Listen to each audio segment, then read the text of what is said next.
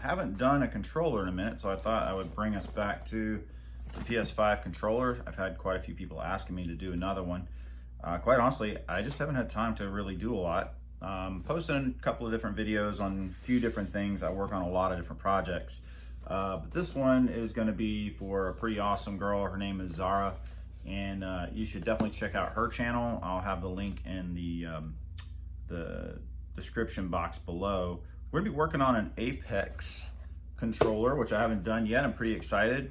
I'd be curious to know who still plays Apex. I tried it, quite honestly. I'm terrible at it. I am not really much of a gamer, but I play some Call of Duty, but otherwise I'm pretty terrible at Apex.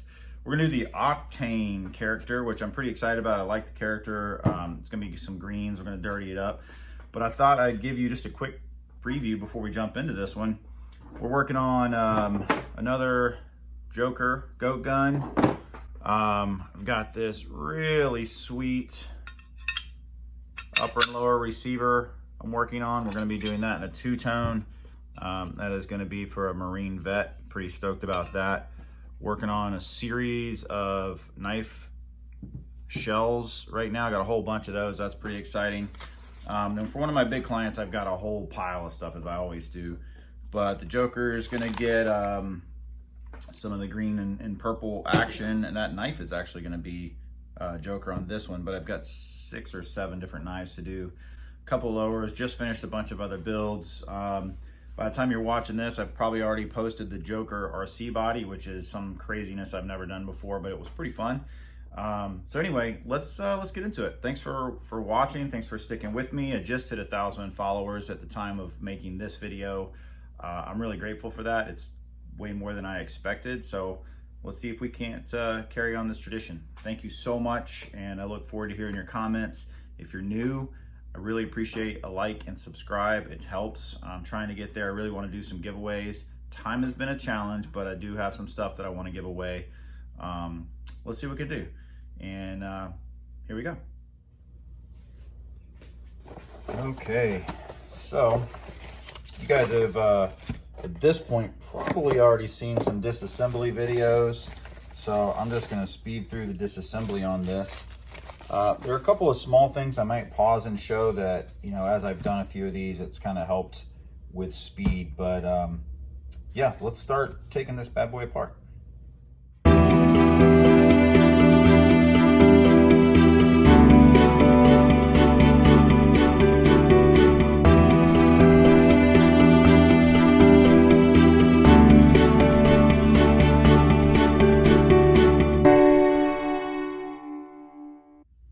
So I figured I'd take a quick second on how I tape this off. Now, you may have your own way of doing it, but I'm just going to show you very quickly. I lay my tape down, I run my fingernails around the edges. When I lay it down first, I put a little crosshatch in here so I can push it down over this piece. And then I'm literally just going to take my blade and very nice and easily run it around the edge. Trying, of course, not to slice my finger, because, you know, having blood in the middle of your work pretty much sucks.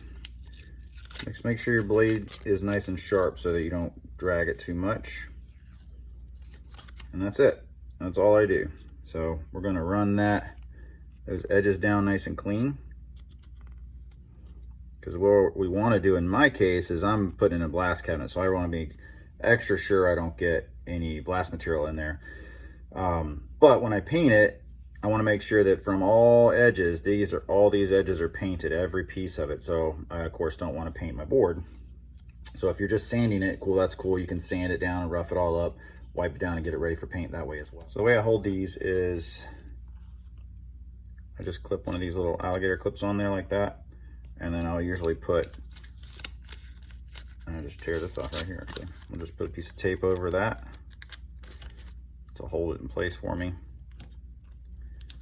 I'm really just trying to hold it in place so I can use my stand, and that'll allow me, you want to make sure it's got a good grip, and that will allow me to work it. But for now, it's going to go in the blast cabinet, so it's just going to go in like that.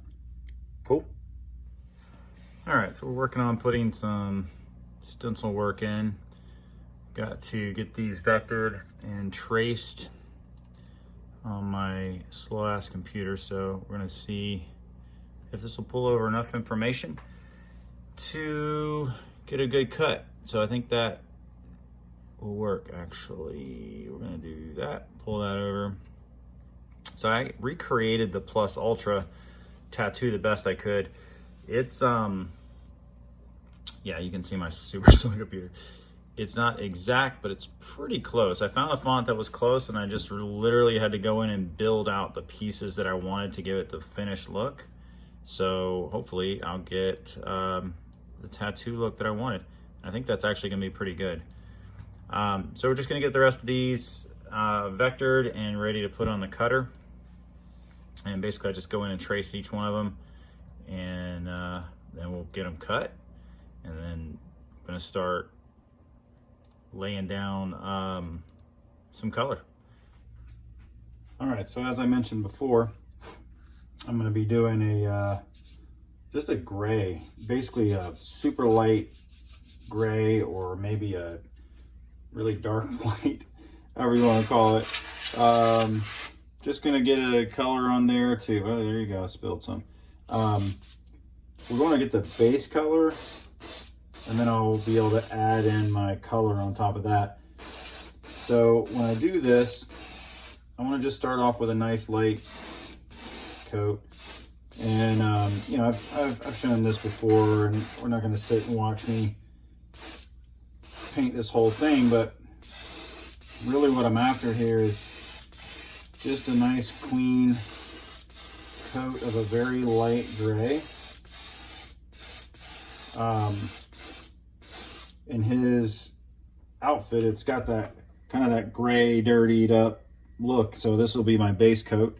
And then once I'm ready, I can go in and I can start laying in the green lines and all that. And I'm going to dirty it all up, so that'll bring all the parts together. But that'll be our color. And next time you see it, we'll start laying some stencils and getting some actual shapes on here. All right, so I've got this gray color. I'm gonna go back with a darker gray, and all I'm really trying to do here is add some texture before I lay my stencils down. I use this simple texture sheet.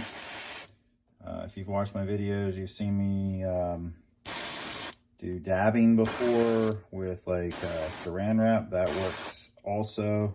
It depends on what the look you're going for is. In this case, I just don't want to have like a perfect, smooth, gray background. Just lay in a little texture, pull some different shapes in. You add different levels of spray, which will give you different levels of texture. So it'll give you a little bit more depth. So you can see, that's really all I'm going for. The stencil is going to take up the majority of this, and this will just be left over. So I'm going to do that for the rest of this piece, and then we'll also be doing the back, which can be a bit more challenging because you have to push down into the edges to do the back. But this is really all we're going to be doing. So do a little bit more of this, and then we'll be back for some stencil work here shortly. See you in a second. All right, so we're gonna try and lay some stencils down. The back one's gonna be the Apex logo. That one's pretty easy. The words on the side be a little bit more challenging. And there's actually a couple different ways we could do it, but right now we're gonna start simple. I'm just using just a basic Cricut transfer tape. It's pretty important to go with a light or medium tack depending on what your goal is. So when I'm cutting out my stencils, I like to leave myself just enough space around them so that I can grab it with my transfer tape. So the transfer tape is basically just to keep it together. It keeps your image together. Rub it all in. Take your time when you're peeling it out to make sure it's picked up all of the small parts. Get your tape on there, and then you basically just want to work on getting your placement where you want it. And so centering is really my usual goal. That's what I'm after, is trying to make sure that I'm nice and centered. And then ready to go. So rubbing it down. The back is pretty simple because it's, you know, it's fairly smooth and flat, so not a lot to worry about on that. There you go, that's my stencil for the back. And then I'll have to tape the rest of this off. I'm gonna experiment with using some of the like rubberized grip on the back of here. I don't normally use that, but we're gonna do that. The Plus Ultra, we're gonna throw that right across the front here. So I'm gonna see if I can go ahead and pick that up. We're gonna go across the front with that. And that part, you gotta take your time, make sure that it's level and centered the best you can get it.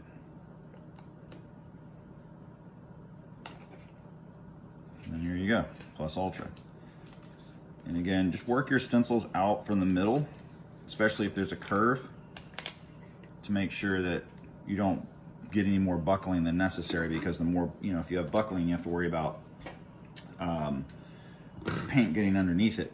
So this is where the challenge is going to come in. And I sort of painted myself in a corner here, no pun intended. So there's a couple ways to go about this. So you've got where the letters are exposed like this, and you'll spray through it, which is cool. That's fine. I do that all the time.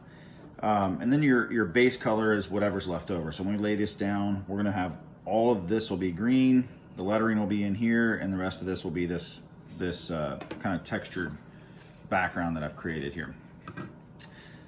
The other way would be to make this whole thing green and then put the letters on here along with this distressed edging. And then when I spray, I would be spraying the gray on the outside.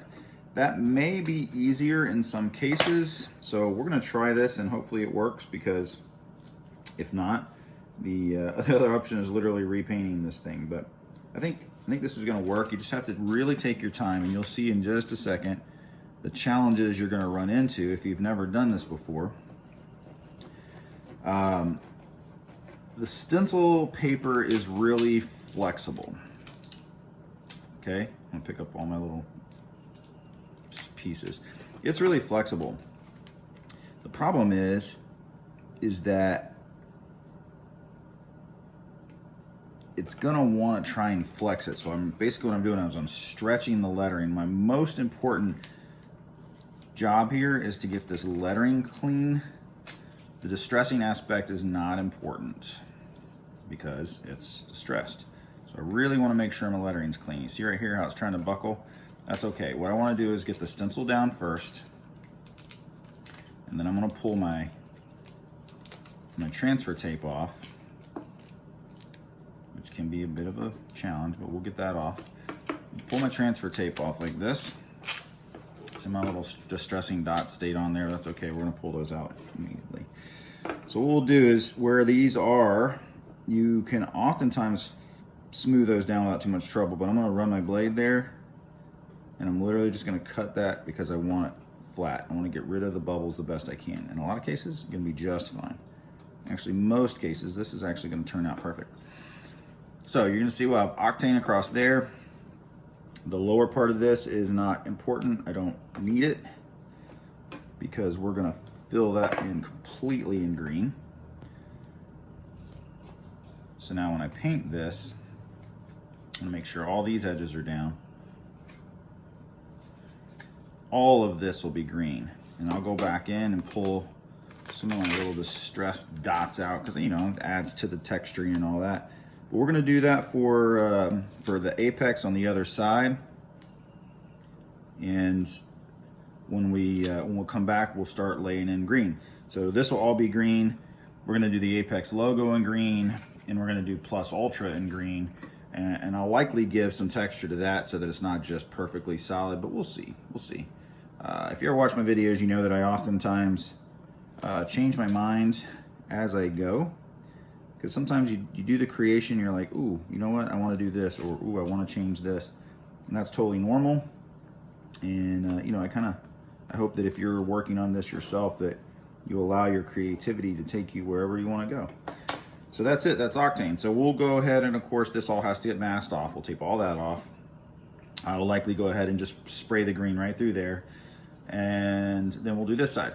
Now, the interesting piece here is that the touchpad you're going to see here is going to match up, and it's going to be pretty much green as well. I want to carry it through, which means the logo in the middle, we're going to actually keep that gray color. So that'll change up the way it lays out. So anyway, I'll do the rest of this, and then we'll come back and do some paint. We have the green laid down. I didn't want to do a completely flat green, so I did a similar process with this green where I laid it in. It almost gives it a camo feel. Just gonna pull that stencil off. This is the two-tone stencil where we laid down black and then put the stenciling on and then sprayed green into that. This is unfinished. We're still working on getting essentially the straps from his pants and outfit that he wears. This lower section is going to get to be the dark gray. Just kind of get a feeling for all the straps that he has in his outfit. We'll see how that goes. Hopefully that doesn't look terrible. But anyway, I thought before I peel all this off, I'd go ahead and put this on camera so we can kind of see how it looks. I use just regular like painter's tape. It's quick, it's fairly inexpensive, it lasts a long time. But I usually use one that has a little bit lighter tack to it than this one does. The harder tack can make it a little more challenging to take off sometimes, especially on easy to break things. So just be careful about that. And pull our stencils all out, get an idea how this is going to look. This part takes a while. For me, it's very satisfying. It might be really boring just to sit and watch, so I'm probably going to go ahead and speed this up. Pull off the rest of these stencils, and then we'll see what it looks like when I'm done. So we'll go ahead and do that, and I'll be right back.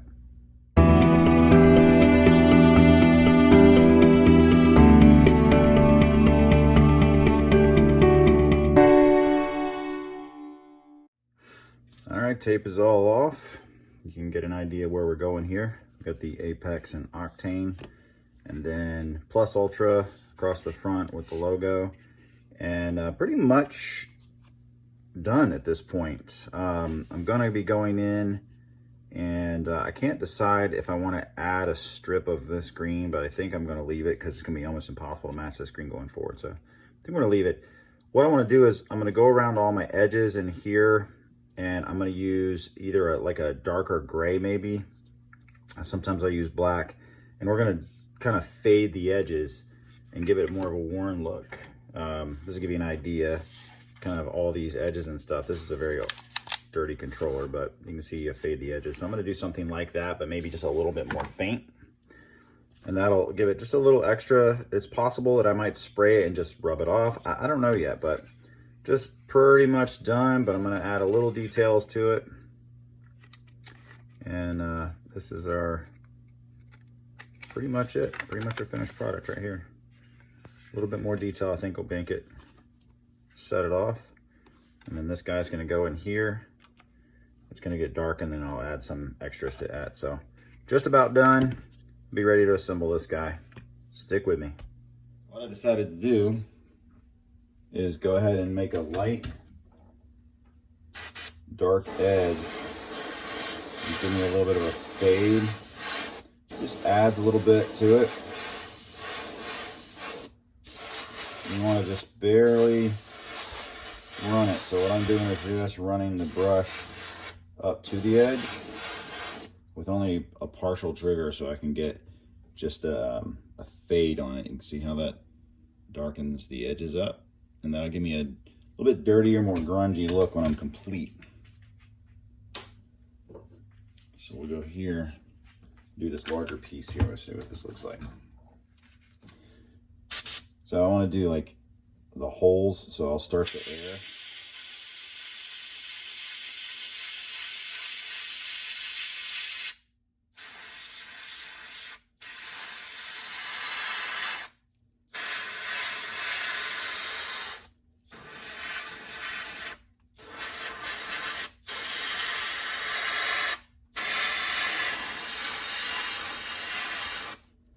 So all I'm doing is just trying to get a little dirty.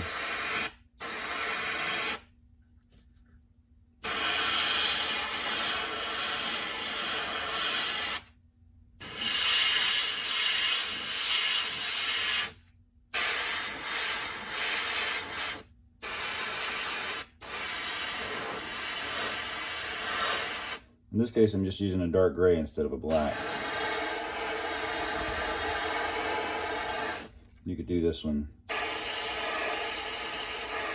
ton of different ways.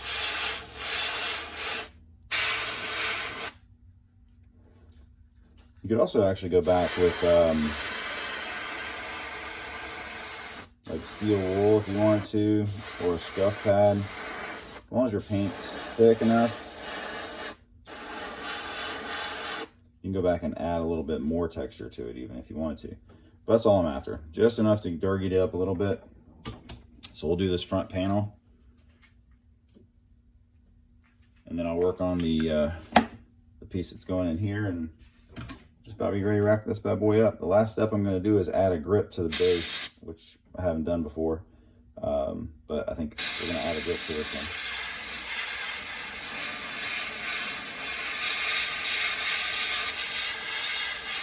It is really, really important to get this look. It's really important that you're only feathering the trigger.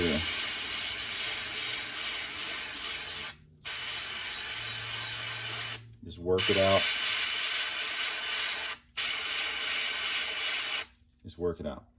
Now, this look isn't for everybody. It's my thing. It's my style. So not everybody's going to like it. That's okay. But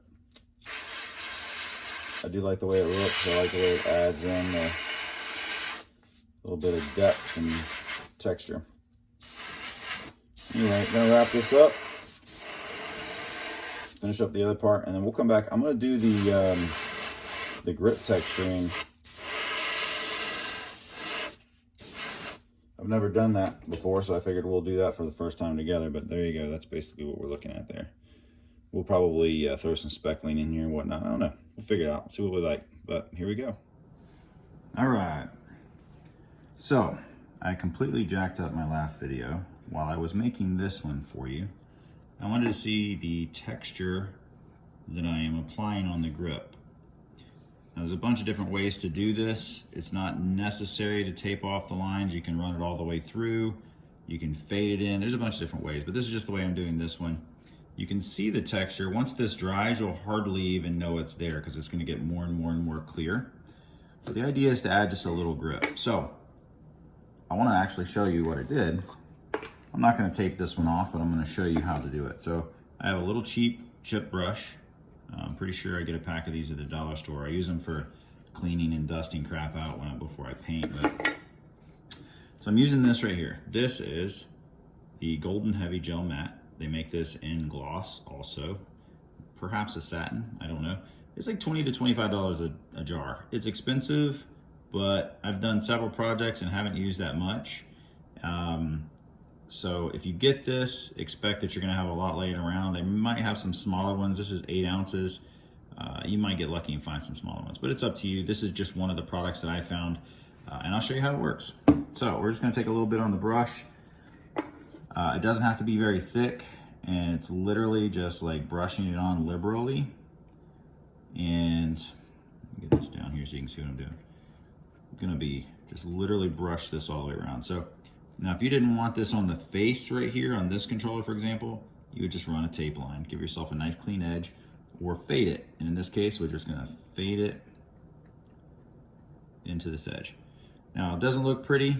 That's okay. We're gonna go back now, and now we're gonna start adding our texture. Now, depending on what kind of brush you're using and how thick you make this, it's going to change the texture. And you can see right here, I can literally just fade this texture right into the controller. This is a matte one, so when this dries, you're gonna hardly even notice this is there, except that you'll be able to feel it. And there it is, there's your texture, and you can see how kind of almost white it is, but it's still a little opaque. I literally just rub the face of that off so it's clean. That's it. Now, on this controller, you'll notice that you can barely see it, and I just did this a few minutes ago, but it's almost hard. It's actually quite difficult to tell that it's there unless you catch the light in it. And it's not completely dry. Once it dries, it's going to be even harder to see, which is the goal, because all I want is the grip, so when the person's holding this controller, it feels better and more substantial. So that's it. That's the process. You just play around, you add your grip the way you add your speckling in here, dab it in the way that you want it, It's washable with water and soap. If you want to make this thicker, you can make it thicker. You can even come back and add on top of it, but that's it, man. Nice and simple, clean. Upgrade your controller for just a little bit of money, aside from the initial investment of this stuff. That's it. We're gonna come back when this is all fully dry and assemble this controller. Thanks for sticking with me. All right, so here we go. Completed project. The Apex logo on there, plus Ultra. You'll see that unless you just hit the light, you're not gonna notice this grip. See how close I can get it in here. There you go, you can see it just ever so slightly, but man, it adds a nice grip to it. On the blue one, I went ahead and put this one together so you can see all the way around. Now, of course, I've never tried to paint over this. I don't know how well that would work if you paint over it and then cleared it maybe, but it's pretty good stuff. And this is a more matte finish with a texture, so I think it would probably stick better. But yeah, if you're looking for a good grip, that stuff I think will work all right. So here we go. This is our finished product. This will be going out to the client soon, and I hope she really loves it. And that is all. Thank you guys so much for watching. Please take a minute to like and subscribe, and tell me what you like, what you don't like. If you got questions, I try really hard to answer any questions that I can. And I love suggestions if you got cool ideas. Thanks so much. Talk to you soon. Peace.